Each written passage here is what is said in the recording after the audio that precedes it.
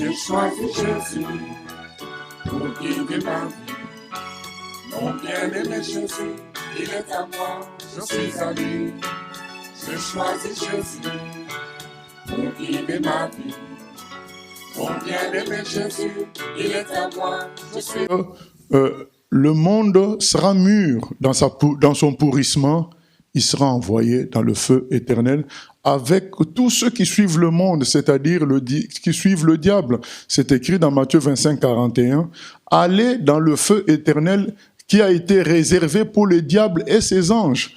L'incinérateur avait été prévu pour ces esprits mauvais qui pollue l'homme, qui pousse l'homme à faire le mal, mais malheureusement, tous ceux qui choisissent de suivre le mouvement du monde, donc en opposition à Dieu, suivront ce même chemin dans le feu éternel. Donc c'est pourquoi nous disons non au monde. Nous disons non au monde parce qu'il ne va rien nous donner, et nous avons déjà vécu dans le monde, nous n'avons rien reçu de réel, au contraire, nous ne faisons que décliner dans notre santé, décliner dans certaines facultés, nous ne faisons que subir des déceptions, des difficultés. Oui, il y a des plaisirs aussi. Oui, il y a des joies, mais tout ça c'est court, c'est petit. Et donc du coup, d'une manière globale, nous sommes insatisfaits. Donc quelqu'un qui est sincère va être insatisfait. Même le milliardaire, il est insatisfait. Vous savez pourquoi?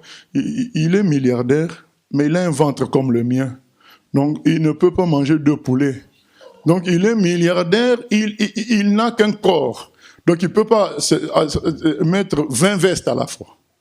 S'il pouvait avoir plusieurs corps et mettre 20 vestes à la fois, ça servirait. Donc c'est encore plus dur pour un milliardaire de vivre parce que il se dit, mais tout cet argent, je fais quoi avec? C'est pourquoi ils deviennent fous, ils commencent à prendre des drogues. Parce que ils savent plus quoi faire avec l'argent. Maintenant, ils décident d'aller faire du safari au Zimbabwe, au Kenya, pour tuer un éléphant. Voilà la distraction du milliardaire, aller tuer un animal beau comme l'éléphant. Voilà, parce que ils savent pas quoi. Ils sont plus embêtés que celui qui vit avec un salaire moyen.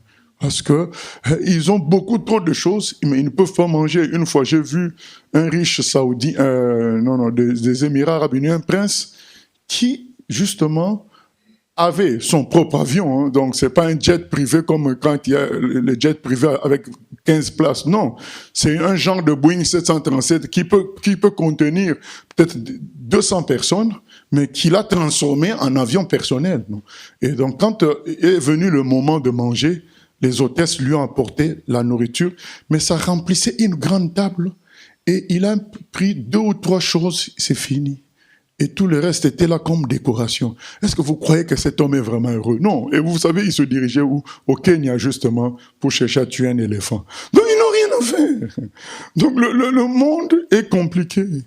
Le monde ne peut pas nous satisfaire. C'est pourquoi nous avons dit le premier jour non au monde. Donc, pour ceux qui veulent en savoir plus, c'est enregistré. Et le deuxième jour, nous avons dit, mais d'accord, nous voulons plus ou moins être spirituels. Mais pourquoi pas les autres religions? Il n'y a pas que la religion chrétienne. Il y a la religion des Noirs, des ancêtres, parce qu'aujourd'hui, il y a la mode, les Noirs disent, nous devons avoir nos propres dieux. Mais ces dieux-là ne vous ont pas n'ont pas empêché l'esclavage, et vous voulez les prier. Bon, ça c'est, maintenant, nous devons retourner à nos propres dieux. Mais oui, mais ces dieux-là n'ont pas empêché la colonisation. Donc, il y a plusieurs religions, spiritualités, les bouddhistes, les musulmans, les catholiques, tout ça. Alors, pourquoi pas les autres religions? Ça, c'était le deuxième jour. Pourquoi pas les autres spiritualités, même la science, même la philosophie? Pourquoi pas? Eh bien, hier encore, nous avons dit que c'était pas la peine, parce que ces choses-là ne donnaient pas ce qui était essentiel, le problème principal de l'homme qui est le péché. Ces religions-là ne donnent pas la solution à ça. Seule une personne a pris nos péchés Jésus a pris nos péchés sur lui. Seul lui a été crucifié à notre place. Donc, dans ces religions-là, dans ces spiritualités, le problème du péché, qui est le problème principal, n'est pas réglé. Dans ces spiritualités, dans ces religions, nous avions dit hier, il n'y a pas la grandeur de Dieu, la toute-puissance de Dieu. Vous savez, nous avons dit que Si vraiment nous devons croire en la puissance, parce que certains ne veulent pas qu'on dise Dieu, bon, nous avons admis cela pour un temps, pour dire, mais admettons que nous devons nous diriger vers la mère nature, la puissance qui est derrière la nature, la puissance qui est derrière la création. Mais cette puissance, puisque physiquement, elle est infiniment plus grande que nous, puisque nous avons un peu de connaissances pour savoir que l'univers est très très grand, plus grand que nous de très très loin. Alors, si cette puissance qui est derrière tout ça est aussi grande, elle doit l'être à tous les niveaux, au niveau de la pureté, de la sainteté, de l'amour, de la bonté, de la droiture, de tout. Et du coup, quand on y regardait bien, ces religions et ces spiritualités ressemblent beaucoup plus à l'homme plutôt qu'à une puissance qui dépasse l'homme. Elle propose des réflexions, des façons d'être qui ne sont pas éloignées de la nature humaine. Un exemple, les gens qui vont adorer au cimetière, adorer les ancêtres. Mais en quoi se dirigent-ils vers quelque chose qui est plus grand que l'homme, parce que ces ancêtres-là sont morts. Eux-mêmes qui adorent ces ancêtres sont beaucoup plus forts que ces ancêtres parce qu'eux, ils sont morts. On peut déterrer ces gens-là de leur tombe, aller les jeter quelque part, les incinérer. Donc, ils ne feront rien. Non, mais comment vous allez adorer quelque chose qui vous est inférieur à vous-même? Les gens qui adorent les animaux, les statues, les arbres, mais finalement, ils sont au niveau inférieur. Et ils adorent quelque chose que eux-mêmes ils dépassent. Il y a un problème. Et dans plein d'autres religions, où il y en a où on va insister sur la morale, il faut pas voler, il faut pas faire ceci, il faut pas. Mais oui, mais même le code civil, le code pénal, nous prescrit de ne pas faire ceci, de ne pas faire cela.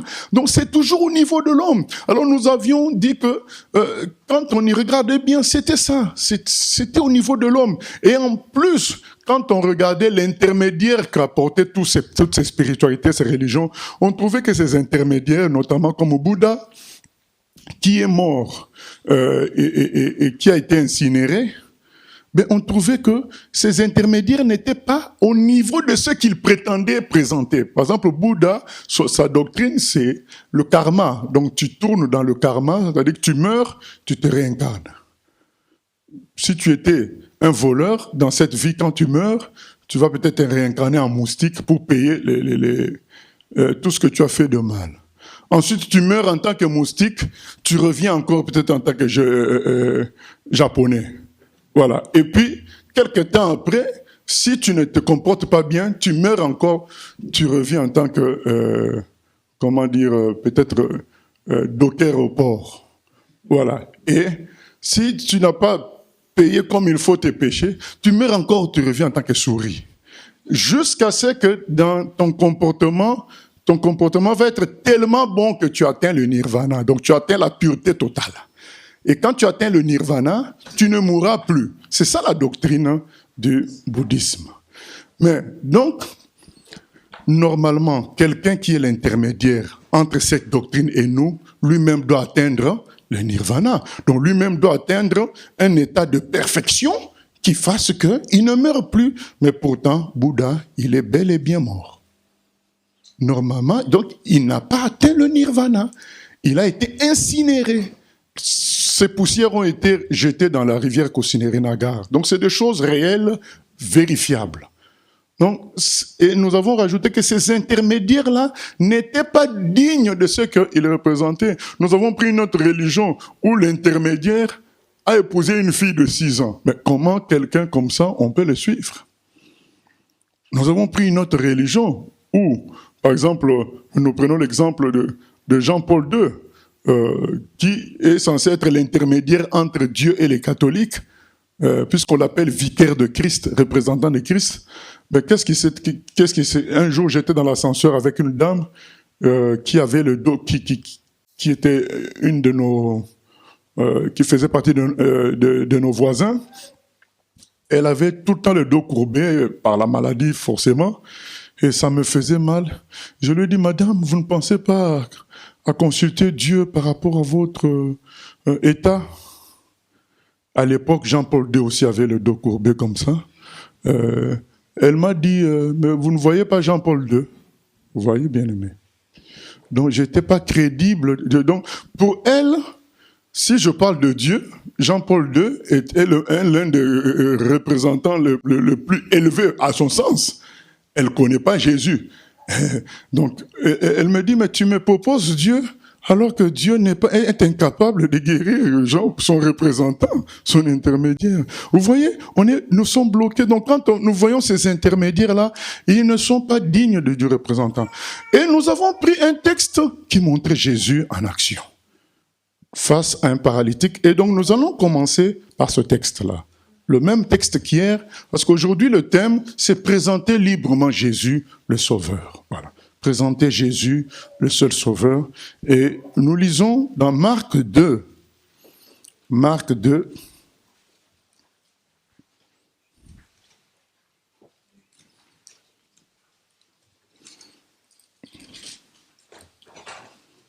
Marc 2. À partir du premier verset. Quelques jours après, Jésus revint à Capernaum. On apprit qu'il était à la maison, et il s'assembla un si grand nombre de personnes que l'espace devant la porte ne pouvait plus les contenir. Il leur annonçait la parole. Des gens vinrent à lui, emmenant un paralytique, porté par 4 hommes. Comme ils ne pouvaient l'aborder à cause de la foule, ils découvrirent le toit de la maison où il était, et ils descendirent par cette ouverture le lit sur lequel le paralytique était couché. Jésus, voyant leur foi, dit au paralytique, « Mon enfant, tes péchés sont pardonnés. » Vous voyez, donc Jésus est celui qui est capable de régler le problème des péchés. C'est clairement présenté, tes péchés sont pardonnés. Voyons la réaction des gens. Il y avait là quelques scribes qui étaient assis et qui se disaient au-dedans d'eux, « Comment cet homme parle-t-il ainsi? Il blasphème. Qui peut pardonner les péchés si ce n'est Dieu seul ?» Jésus, ayant aussitôt connu par son esprit ce qu'il pensait au-dedans d'eux, leur dit, une autre chose qu'on voit, c'est que Jésus est capable de lire dans les cœurs. Ça, ce n'est pas n'importe qui peut le faire. Il leur dit, pourquoi avez-vous de telles pensées dans vos cœurs? Lequel est le plus aisé? De dire au paralytique, tes péchés sont pardonnés? Ou de dire, lève-toi, prends ton lit et marche? Or, afin que vous sachiez que le Fils de l'homme, c'est-à-dire lui-même, a sur la terre le pouvoir de pardonner les péchés, je te l'ordonne, dit-il au paralytique, lève-toi, prends ton lit et va dans ta maison. Et à l'instant, il se leva, prit son lit et sortit en présence de tout le monde, de sorte qu'ils étaient tous dans l'étonnement et glorifiaient Dieu, disant, nous n'avons jamais rien vu de pareil. Qu'est-ce que tous ils ont dit? Nous n'avons jamais rien vu de pareil. Donc vous voyez que quand on parle de Dieu, ça doit nous dépasser. Si ça ne nous dépasse pas, c'est que nous sommes dans une religion fabriquée par l'homme. Nous sommes face à un Dieu fabriqué par l'homme lui-même. Et ce n'est pas nouveau. Les hommes ont fait des statues de Dieu. Ils ont fabriqué des centaines de dieux. Les doctrines, beaucoup sont fabriquées par l'homme. Donc, le véritable Dieu, quand il se présente à toi, il doit te dépasser. Parce qu'il a fait l'univers. S'il ne te dépasse pas, il y a un problème. Donc c'est que c'est à ton niveau, ce n'est pas un Dieu, c'est quelqu'un qui est au niveau de l'homme. Et là, quand Jésus fait le miracle, tous ils font l'enchaînement. Il pardonne les péchés. Il lit dans les cœurs et il peut guérir un paralytique en un instant. Il est vraiment un envoyé de Dieu. Parce que là, nous sommes dépassés. Donc c'est ce que nous disions par rapport à hier. Donc Jésus manifeste ce qui dépasse l'homme par ses miracles. Et il en a fait de toutes sortes, de sorte que même ses propres amis, ses propres disciples, un jour, ils ont dit, mais qui est celui qui peut dire à la tempête, silence, tais-toi, la tempête obéit? C'est qui? Mais c'est Dieu, c'est le Fils de Dieu. Même les apôtres qui l'accompagnaient tous les jours, qui le voyaient affamé, en train de manger comme tout humain, ils sont impressionnés, ils disent que là, c'est pas normal. C'est quelqu'un qui vient d'ailleurs. Nous pouvons comprendre que c'est le seul qui est le représentant de Dieu. Voilà. Donc, si vraiment une religion, une spiritualité, elle est celle qui est derrière la création. Elle doit manifester des caractéristiques de loin supérieures à l'homme. La justice supérieure à l'homme, la vérité supérieure à l'homme, la sainteté. Regardez la vie de Jésus, Jean 8, 46, il n'a jamais péché. Il a dit qui peut me convaincre de pécher. Mais prenons les autres intermédiaires, lisez leur histoire. C'est comme si, voilà, frère, vous me demandez, quelqu'un qui a des problèmes par rapport à l'impudicité ou au nombre de partenaires, vous lui dites d'imiter Salomon. Mais non, il faut, Salomon lui-même a été vaincu par ça. Donc, il faut lui présenter quelqu'un qui a vaincu ça. Mais qui a vaincu tous ces péchés-là? Jésus les a vaincus tous. Donc, hier, nous avons montré que les autres religions, les autres spiritualités, comme on dit, eh ben, n'apportent rien de substantiel qui nous rassure par rapport au mal qu'il y a dans le monde, par rapport au péché qu'il y a dans le monde. Il y a même des religions racistes qui n'apportent rien aux autres peuples qu'au peuple d'origine. C'est pas normal. Et nous avions dit qu'il y avait seul Jésus qui était dans une vraie universalité. Il est venu pour l'être humain, non pas pour un peuple. D'ailleurs, quand vous prenez l'histoire de la Bible commence par un seul homme. Donc finalement, jaune, noir, rouge, tout ce que vous voulez, nous venons d'un seul homme. Donc la Bible, dès le départ, la Bible, elle est universelle. Elle n'est pas quelque chose de consacré à un peuple. Allez dans beaucoup de peuples, vous allez voir, ils ont leur histoire où c'est eux qui sont à l'origine. Voilà. Mais la Bible nous montre un seul homme à l'origine. Donc la conséquence de tout ça, c'est que nous venons tous d'un seul homme. Nous venons tous du même Dieu. Mais c'est le retour qui est compliqué. C'est pourquoi nous faisons ce séminaire. Nous voulons dire à chacun, reviens à Dieu. Reviens à ton Créateur. Ne continue pas d'errer comme ça. Même quand tu as 10 ans, même quand tu as 11 ans, ne continue pas. La vie est compliquée. Nous avons dit que le monde est compliqué.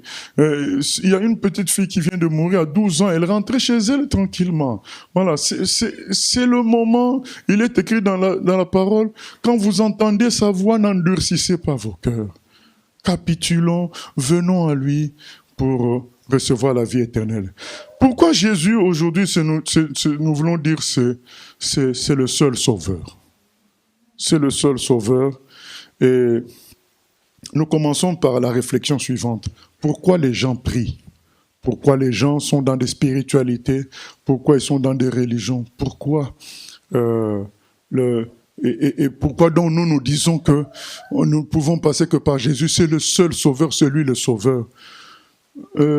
Vous allez vous rendre compte que beaucoup prient vaguement.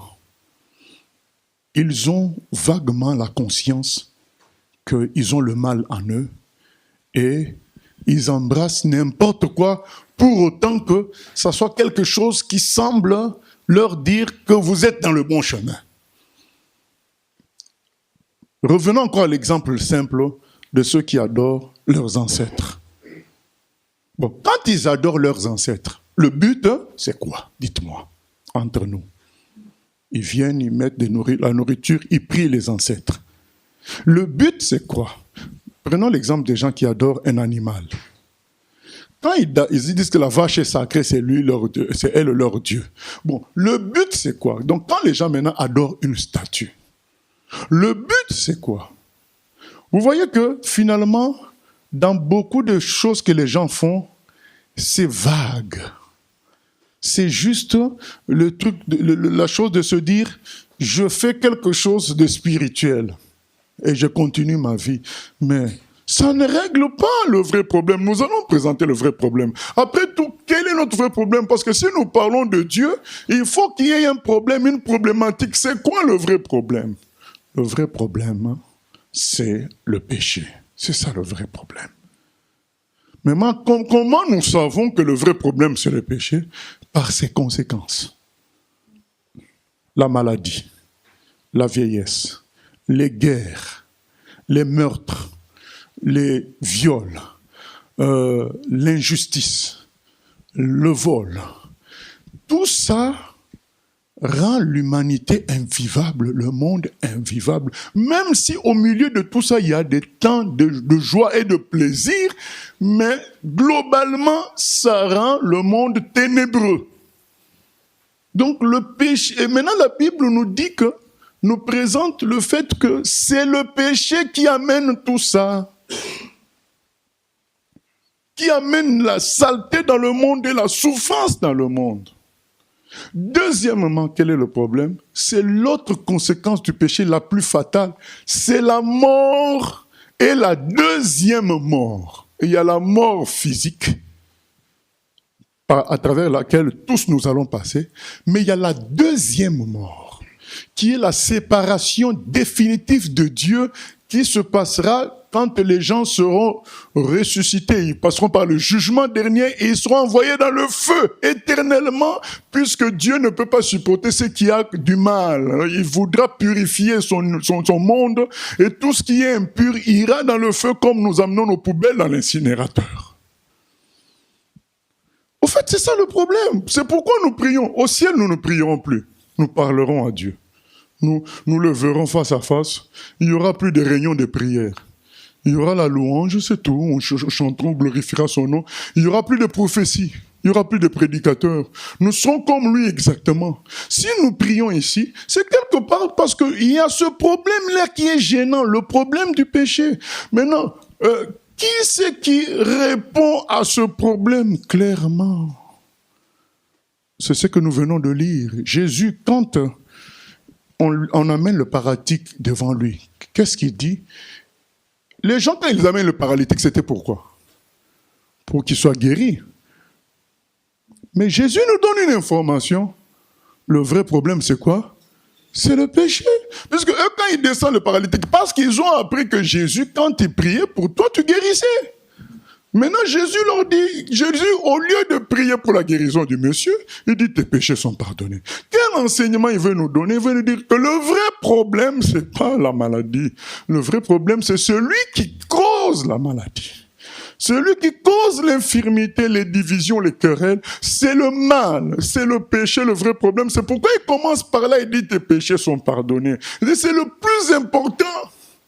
Parce que, comme il est écrit dans la parole, vaut mieux entrer estropié au paradis qu'en bonne santé en enfer. Vaut mieux entrer aveugle au paradis qu'avec de très bons yeux de pilote en enfer. C'est ça la réalité. Le vrai problème, c'est le mal, c'est le péché. Il dit, tes péchés sont pardonnés. Il nous renseigne. Ensuite, quand les péchés sont pardonnés, les conséquences du péché peuvent aussi être réglées. Par qui encore? Par Jésus. Non seulement il règle le problème essentiel qui est le péché, mais il règle aussi les conséquences. C'est pourquoi nous croyons en lui, parce que le vrai problème c'est celui-là. Vous n'allez pas me dire que notre problème c'est manger, mais non. La plupart d'entre nous qui sommes ici, notre problème ce n'est plus manger, puisqu'on mange chaque jour sans problème. Notre vrai problème est ailleurs. Notre vrai problème c'est la vieillesse. Notre vrai problème, c'est la maladie. Notre vrai problème, c'est l'assurance de l'avenir. Donc, tout ça, nous en avons, ça nous fait des difficultés parce qu'il y a un problème qui est à la racine de tout ça. C'est le mal qu'il y a dans le monde, le péché qui est en nous-mêmes et dans le monde. Et Jésus commence par dire, tes péchés sont pardonnés. Il faut que, avant que nous parlions du Sauveur, que nous présentions, il veut nous sauver de quoi? C'est ça, parce que quand on parle de « Ah, mais je suis musulman, je suis catholique », mais oui, mais pourquoi? Pour te sauver de quoi? Et les gens ne savent pas trop. En réalité, beaucoup sont, même au milieu de nous-mêmes, certains, ils prient puisque les parents prient, c'est tout. Mais il n'a pas encore compris qu'il a besoin du Sauveur à cause de ses péchés. C'est juste que, il faut prier, hein. Si tu veux être correct, il faut prier. Ah mais non, c'est pas si tu veux être correct, c'est si tu veux être sauvé, il faut croire en Jésus. Il faut que nous présentions le problème. C'est Jésus lui-même qui présente le problème dans Marc 2. Il dit, tes péchés sont pardonnés. Il nous montre que le vrai problème, c'est le péché. Et le péché maintenant a des conséquences. Et Jésus nous montre les conséquences du péché à travers cet homme paralytique pour dire que le péché produit la maladie. Le péché produit un état mauvais du cœur. Le péché produit les guerres, les divisions. C'est ce que nous lisons dans Genèse 6, que le mal s'était tellement répandu que Dieu a décidé d'éliminer l'humanité. Tellement le péché a répandu les guerres, les divisions, les bagarres, les viols, tout ça. Dieu en a eu marre, il a dit, mais non, ça suffit. Mais heureusement, Noé a trouvé grâce. C'est pourquoi nous continuons, nous vivons jusqu'aujourd'hui. Et c'est ça l'humanité. Le problème du péché, conséquence, destruction de l'humanité. Le monde qui est pollué, les humains eux-mêmes qui sont pollués. C'est ça le vrai problème. Et donc, quand nous prenons Jésus, nous voyons celui qui peut régler ça. Premier problème, le problème du péché. Qu'est-ce qu'il a fait? Il a, à la croix, il a donné sa vie. Nous lisons ça dans Ésaïe 53. Dans Ésaïe 53,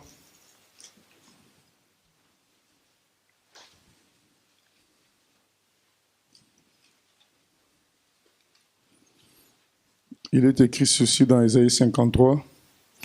Qui a cru à ce qui nous était annoncé? Donc ce passage nous montre déjà que l'évangile ne sera pas accepté facilement par les gens. Qui a cru à ce qui nous était annoncé? Qui a reconnu le bras de l'Éternel? Il s'est élevé devant lui comme une faible plante, comme un rejeton qui sort d'une terre desséchée. Donc Jésus était simple. Il n'avait ni beauté ni éclat pour attirer nos regards. Et son aspect n'avait rien pour nous plaire. Méprisé et abandonné des hommes, homme de douleur et habitué à la souffrance, semblable à celui dont on détourne le visage. Nous l'avons dédaigné, nous n'avons fait de lui aucun cas. C'est le cas aujourd'hui. Les gens entendent parler de Jésus, ils ne font aucun cas. Certains disent, oui, mais les églises sont pourries. Mais non, nous ne présentons pas les églises, nous présentons Jésus. Montrez-nous en quoi Jésus est une faute. Vous savez, retenez cette question-là. Quand vous discutez avec les gens, posez-leur la question suivante. Jésus, il te gêne en quoi? La question que Pilate avait posée. Qu'est-ce qu'il a fait de mal? C'est pas moi. C'est Pilate. On lui amène Jésus pour le jugement. Il dit, mais il a fait quoi de mal? Comme il ne donne pas de réponse, lui-même il donne la réponse. Mais il n'a rien fait de mal. Les gens, ils dédaignent le Seigneur sans raison. Mais la vraie raison, c'est qu'ils ne veulent pas revenir à Dieu. Ils veulent continuer à mener leur vie de fausse indépendance, parce qu'en réalité, ils sont dépendants de beaucoup d'autres choses mauvaises. Au lieu d'être dépendants de Dieu, ils refusent ça pour être dépendants sans s'en rendre compte parfois de choses vraiment mauvaises. C'est écrit, nous l'avons dédaigné, nous n'avons fait de lui aucun cas. Cependant, ce sont nos souffrances qu'il a portées, c'est de nos douleurs qu'il s'est chargé, et nous l'avons considéré comme puni, frappé de Dieu et humilié. Mais il était blessé, pourquoi? Pour nos péchés, brisé pour nos iniquités. Le châtiment qui nous donne la paix est tombé sur lui, et c'est par ses meurtrissures que nous sommes guéris. Nous étions tous errants comme des brebis, chacun suivait sa propre voie, et l'Éternel a fait retomber sur lui l'iniquité de nous tous. Voilà. Jésus règle le problème des péchés par son sang qui a coulé à la croix. Nous pouvons être pardonnés. C'est pourquoi il a dit à cet homme-là, tu es pardonné. C'est pourquoi il a dit au voleur à la croix à côté de lui, aujourd'hui tu seras avec moi au paradis. Donc il peut pardonner les péchés parce que lui les a portés. C'est comme quelqu'un qui a payé ta dette, il peut te dire c'est fini, j'ai réglé, tu peux t'en aller, j'ai déjà réglé avec ton créancier, j'ai déjà payé ta dette, c'est réglé, tu es libre. C'est ce que Jésus a fait pour nous. Il a payé notre dette et il peut nous dire c'est bon, tu es libre. Voilà. Le problème du péché, il peut les régler.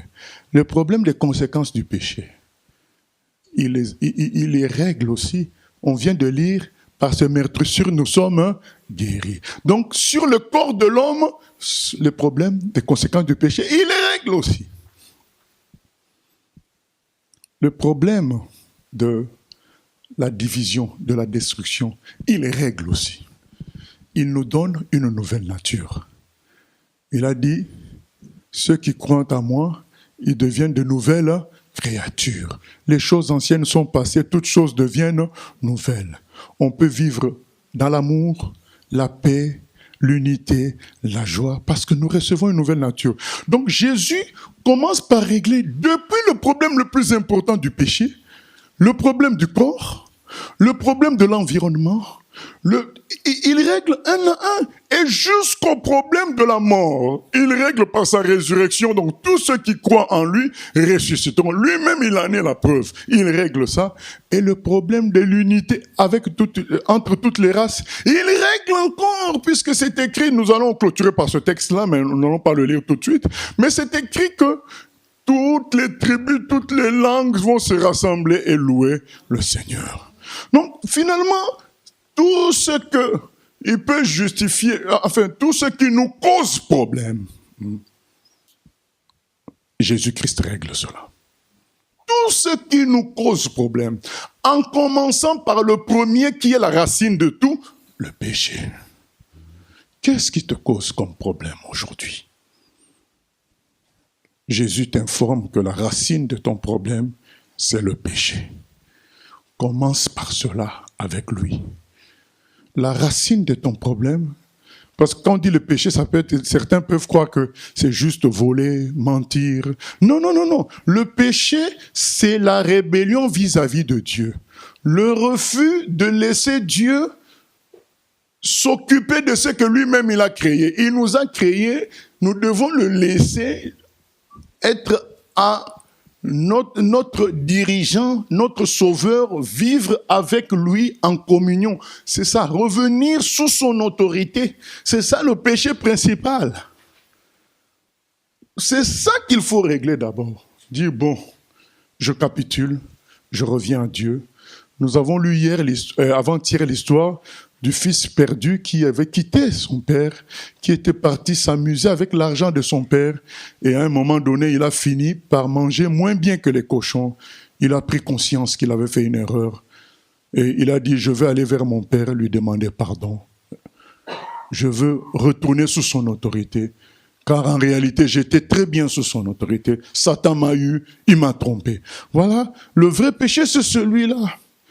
Donc quand nous disons Jésus-Christ règle le problème du péché, c'est d'abord ça. C'est quand tu as un problème avec l'autorité de Dieu que les autres péchés viennent. Le vol, le mensonge, la bagarre, tout ça vient en même temps que les autres.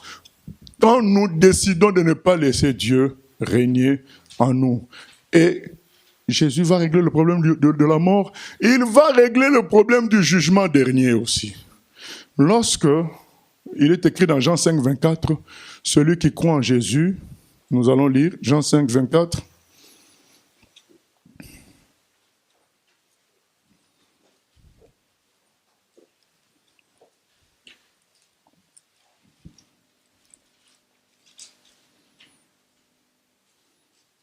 Jean 5, 24.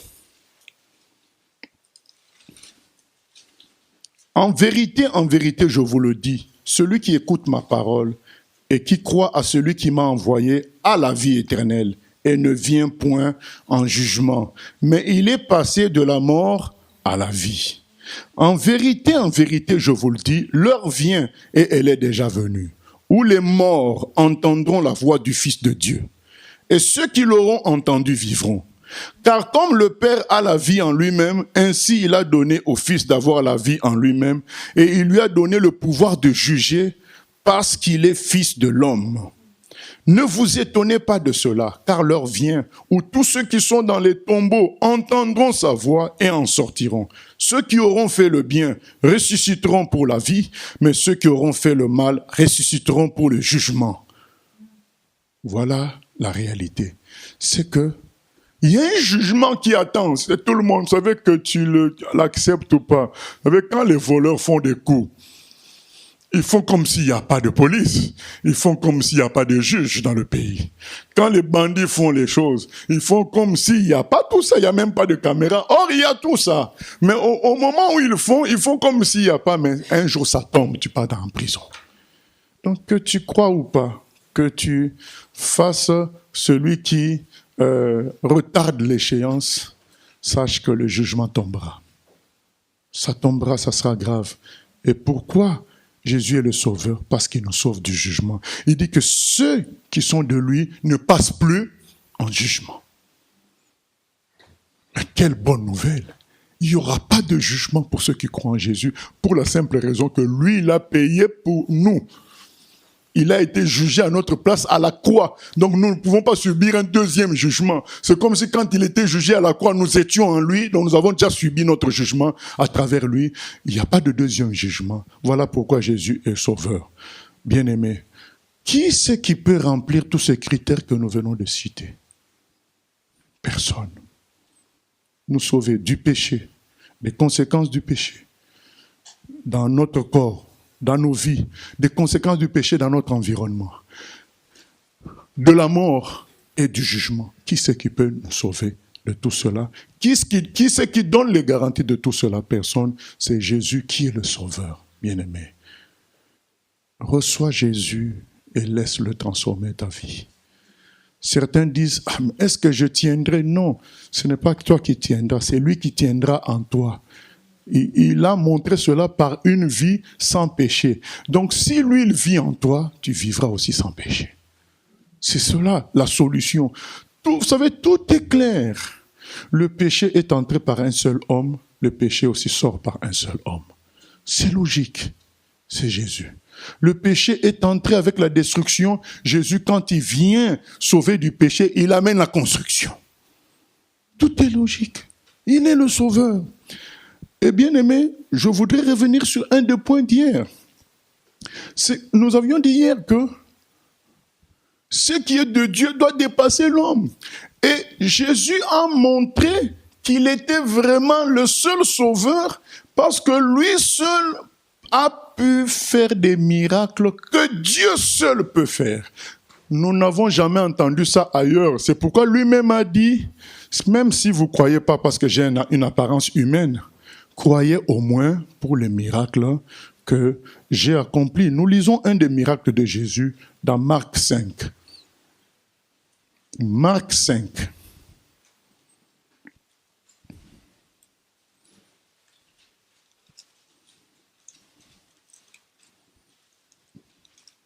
Je dis bien un des miracles, mais il y en a tellement.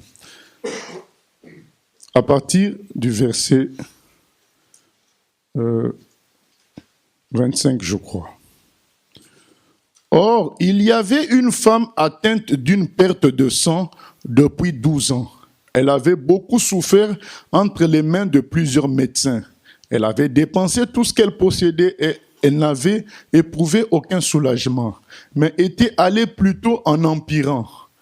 Ayant entendu parler de Jésus, elle vint dans la foule par derrière et toucha son vêtement. Car elle disait, si je puis seulement toucher ses vêtements, je serai guérie. Au même instant, la perte de sang s'arrêta. Elle sentit dans son corps qu'elle était guérie de son mal.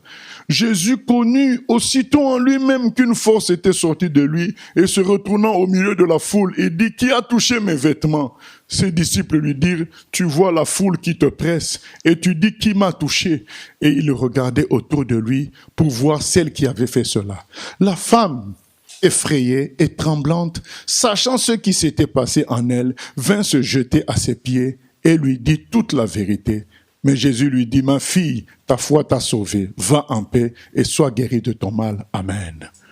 Donc cette femme avait dépensé tout son bien auprès des médecins, des guérisseurs, des religions, mais il n'y avait pas eu de solution. Cela faisait 12 ans. Et quand Jésus vient, Jésus ne la rencontre même pas. Elle-même, elle se dit, si je touche son vêtement, je serai guérie. Bien-aimé, c'est ça Dieu. Dieu fait des choses que l'homme ne peut pas faire. Et Jésus nous montre qu'il est un sauveur personnel. Parce que il peut agir chez chacun d'entre nous.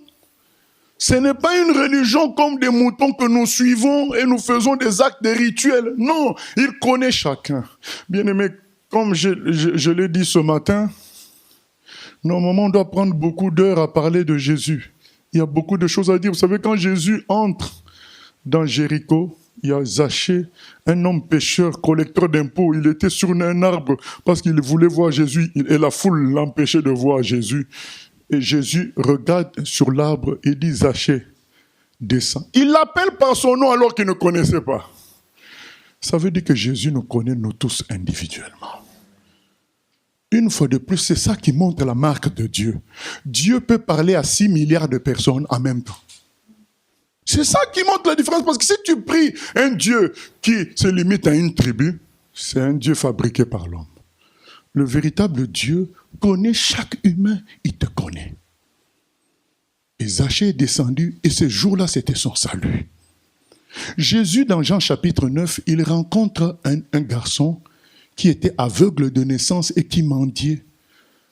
Jésus lui dit, écoute, il prend la boue, il fait la boue avec sa salive, il met dans les yeux de l'enfant, il dit, du jeune homme, va te laver et tu verras. Et il va, en allant se laver, il voit. Il voit, ses yeux sont réparés depuis la naissance. Il était aveugle. Et les gens disent, mais non, c'est impossible. Mais oui, mais Jésus, par là, veut nous montrer que il est de Dieu, il est notre sauveur. S'il peut sauver des choses aussi graves, il peut sauver de tout. C'est-à-dire que tout ce que tu n'as pas pu faire avec n'importe qui, Jésus peut le faire. C'est pourquoi il est sauveur. Parce que sauveur, après tout, c'est quoi? C'est chacun a son problème. Hein? Chacun a son problème. Le sauveur doit être capable de régler le problème de chacun. Le problème principal étant le péché.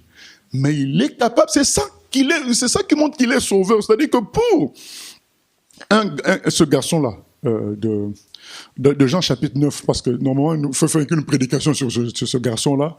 Ce garçon-là, quand on le menace par les opposants de Jésus, vous dites, mais est-ce que c'est vraiment lui qui t'a guéri? Il dit, mais c'est lui. Il continue à l'embêter. Il dit à ces grands, à ces vénérables vieillards pharisiens, grands religieux, il dit, mais écoutez, qu'est-ce que vous cherchez? Vous voulez devenir ses disciples? Ah, il l'insulte. Toi, tu veux dire quoi? Nous, on était les disciples de ces personnes-là. C'est un homme qui n'est pas de Dieu. Mais le garçon dit, mais attendez, s'il n'était pas de Dieu, comment il peut m'ouvrir les yeux? Depuis que je suis né, je n'ai jamais vu. Et c'est le garçon qui prêche aux grands religieux. Il leur dit, mais Dieu ne peut pas faire ça à travers un homme qui n'est pas de lui. Ah non, mais qu'est-ce que tu veux nous dire? Le garçon dit, ce que je peux vous dire, c'est que j'étais aveugle, maintenant, je vois. Vous allez dire quoi ça? Le sauveur de l'humanité. Vous savez, ce garçon-là, c'est comme ça que Dieu veut que nous soyons des évangélistes. C'est-à-dire des gens qui avons nous-mêmes été touchés par le Seigneur. C'est-à-dire que quand tu parles, tu ne parles pas de quelque chose que tu as lu parce que c'est dans ta famille, dans ton pays, c'est la culture de ton pays, tout le monde est musulman, tout le monde est chrétien. Non, tu parles d'un Jésus que toi-même tu as vécu. On n'a pas dit que forcément tu étais aveugle, non, mais toi-même tu as expérimenté que Jésus est réel. Et quand tu en parles, ce garçon-là en parlait avec conviction parce qu'il était aveugle, il voit. Jésus a réglé un problème qu'aucun autre n'a pu régler. C'est pourquoi il est sauveur. Il peut régler le problème le plus grave.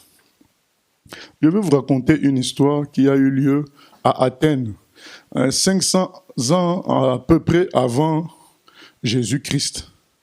L'histoire d'un certain Épiménide. Épiménide, c'est un philosophe de Crète, crétois,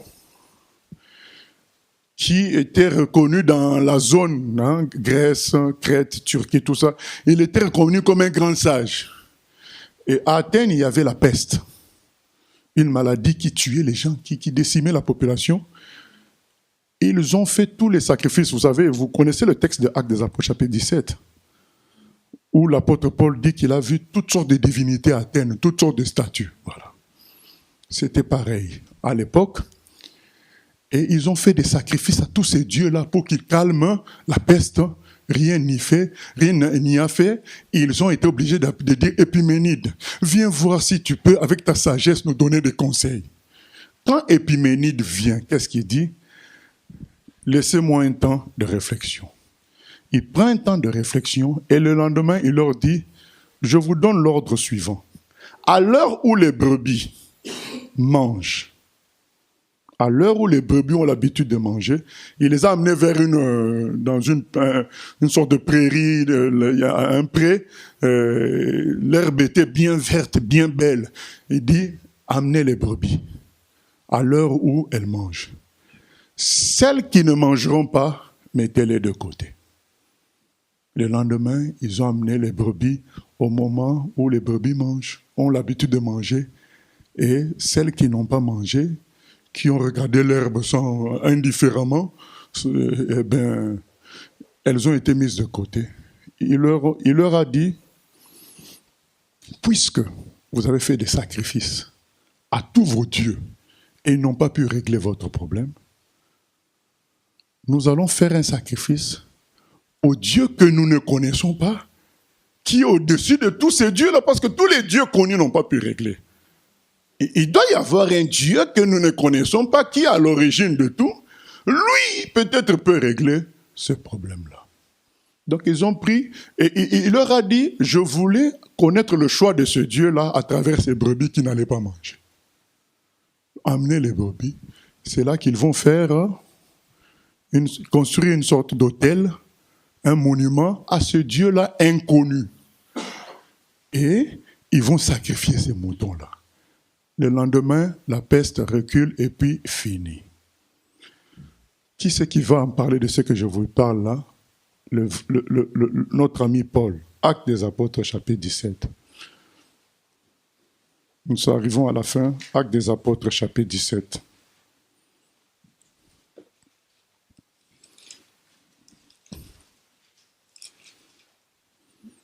Verset 16. Comme Paul les attendait à Athènes, il sentait au-dedans de lui son esprit se mettre en colère à la vue de cette ville pleine d'idoles. Il s'entretenait donc dans la synagogue avec les Juifs et les hommes craignant Dieu, et sur la place publique chaque jour avec ceux qu'il rencontrait. Quelques philosophes, épicuriens et stoïciens se mirent à parler avec lui, et les uns disaient, « Que veut dire ce discoureur ?» D'autres, l'entendant annoncer Jésus et la résurrection, disaient « Il semble qu'il annonce des divinités étrangères. » Alors ils le prirent et le menèrent à l'aréopage en disant « Pourrions-nous savoir quelle est cette nouvelle doctrine que tu enseignes? Car tu nous fais entendre des choses étranges.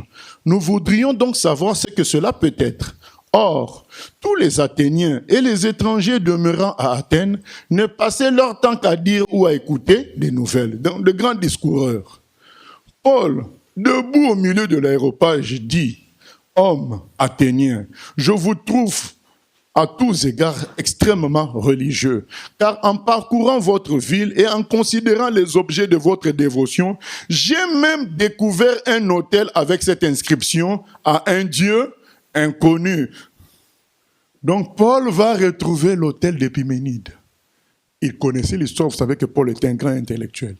Il devait connaître l'histoire d'Épiménide, de ce qui s'était passé. Il dit, mais j'ai retrouvé même l'autel du Dieu inconnu. Parce qu'ils avaient appelé ça le Dieu inconnu, parce qu'ils ne le connaissaient pas. Nous allons quand même sacrifier à lui.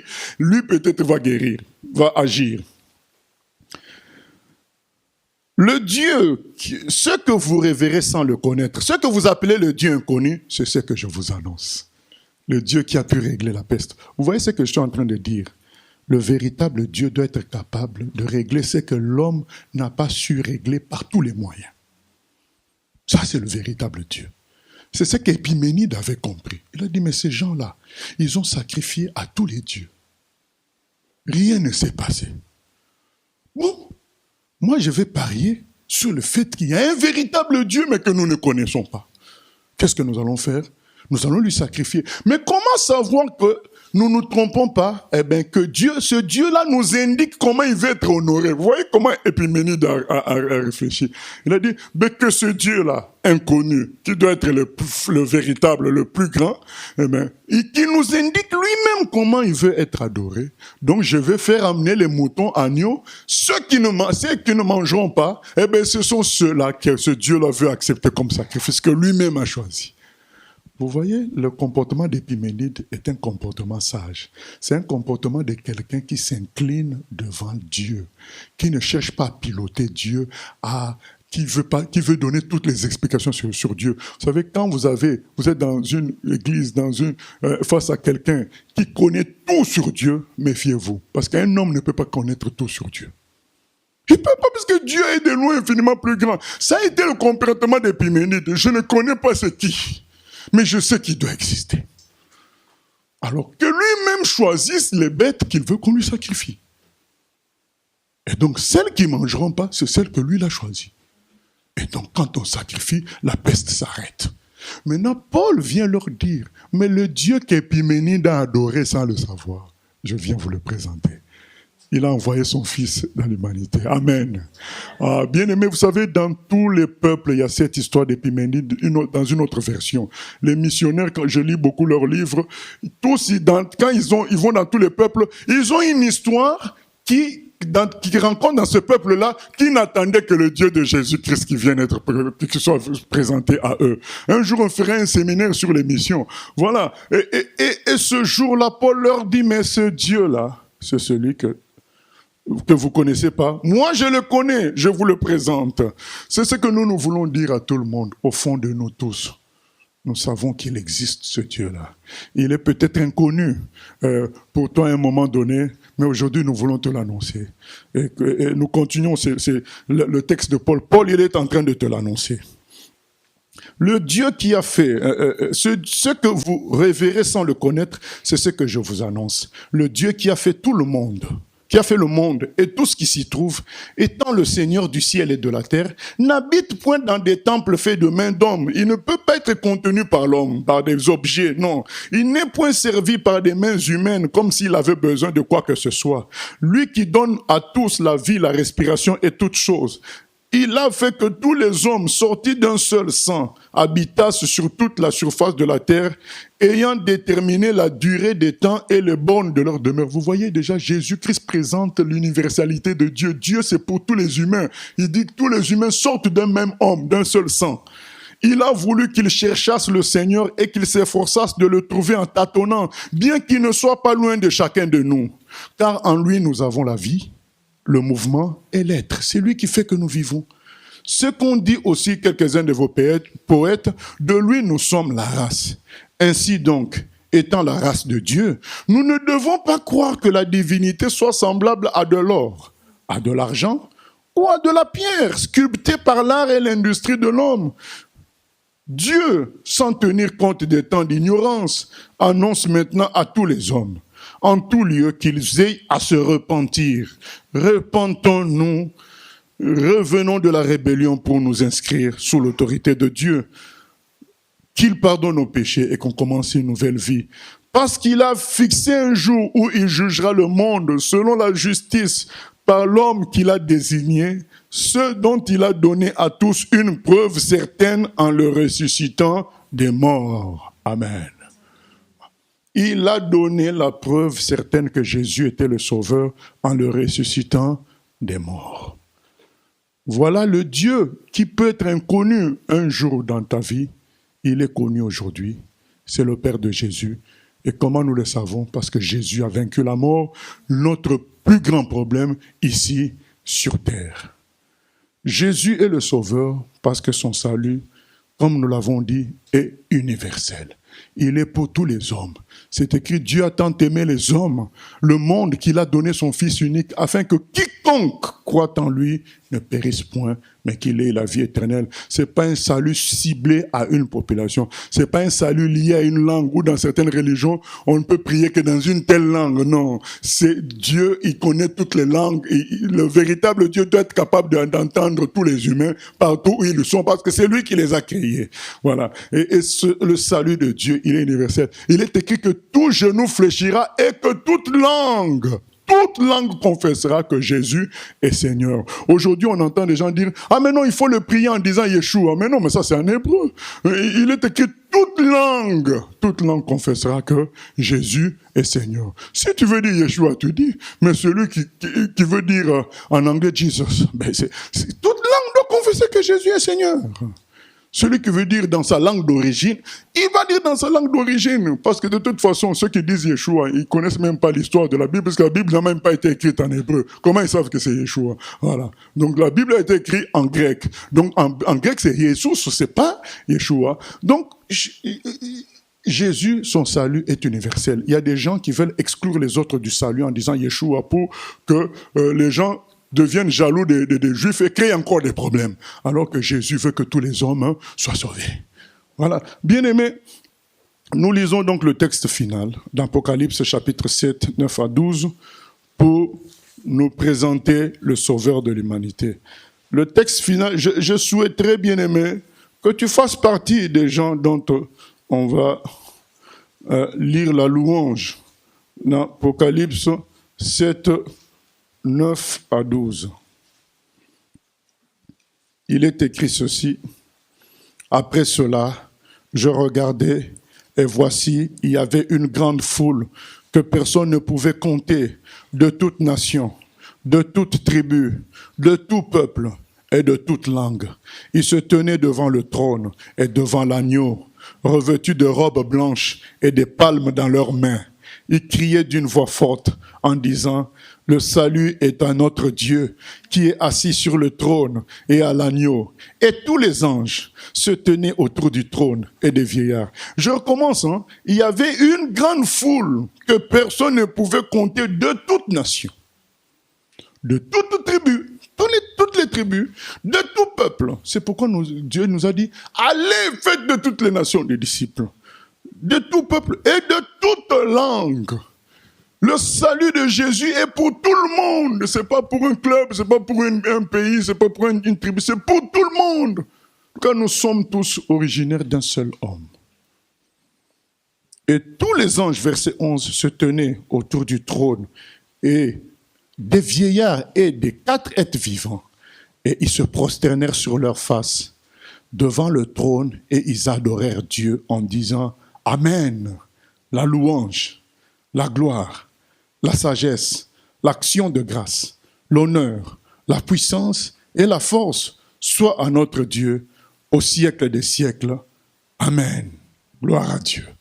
Voilà le Sauveur de l'humanité que nous venons de présenter afin que chacun de nous se rapproche de lui pour se laisser sauver. Prions le Seigneur. Éternel grand Dieu, nous venons te demander de nous récupérer sous ton autorité, l'autorité de ton Fils Jésus, afin que nous te servions pleinement. Nous allons chanter « Oui, j'ai décidé de suivre Jésus ». Maintenant, si vraiment tu es sincère dans ton cœur, dis-le à Jésus à travers le chant. Lui comprendra que tu veux vraiment cela. Hein, vous vous rappelez de l'histoire d'Épiménide. Ben, Dieu peut lire dans le... Il va comprendre que toi, tu veux vraiment qu'il dirige ta vie. Tu n'as pas besoin de faire des prières compliquées. Oh Seigneur, accomplis tes transformations dans la vie de tous ceux qui disent oui, Seigneur, à ce moment. Remplis leur cœur de toi, Seigneur. Remplis leur cœur de ton amour, de ta puissance. Oh Seigneur, que ta parole s'accomplisse. Celui qui est en Christ est une nouvelle création. Les choses anciennes sont passées. Toutes choses sont devenues nouvelles. Manifeste-toi, Seigneur, dans ta gloire et dans ta puissance. Que les choses changent aujourd'hui. Oh Seigneur, dans nos vies, glorifie ton nom, Seigneur. Alléluia. Bien-aimés, comme nous avons dit que le Seigneur fait des choses qui dépassent ce que l'homme peut faire, nous allons en même temps prier pour le problème que chacun peut lui présenter, que ce soit de maladie, quel que soit le problème, présentons le problème au Seigneur. Ô Éternel, merci de te manifester. Seigneur Jésus, je crois en toi. Tu es celui qui guérit. Par tes meurtrissures, nous sommes guéris. Tu es celui qui libère les captifs, qui renvoie libres les opprimés. Seigneur, je proclame la délivrance de quiconque est captif, d'une manière ou d'une autre, d'un esprit de mort, d'un esprit de maladie, d'un esprit de stérilité. Je proclame la libération totale. Que les choses changent dans ta puissance et dans ta gloire. Merci de te manifester. Oh Seigneur, que les chaînes tombent et qu'une nouvelle vie commence. Seigneur, je prie aussi, même pour ceux qui n'ont pas dit oui, je prie Seigneur que tu te révèles. Que les barrières qui les empêchent de te voir soient brisées au nom de Jésus. Que l'orgueil soit brisé et qu'une nouvelle vie commence. Qu'il y ait des conversions, qu'il y ait des contrats de baptême avec toi. Merci Seigneur de glorifier ton nom au milieu de nous.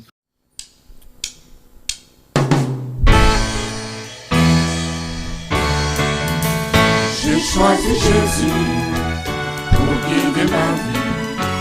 Mon bien-aimé Jésus, il est à moi, je suis à lui. J'ai choisi Jésus pour guider ma vie. Mon bien-aimé Jésus.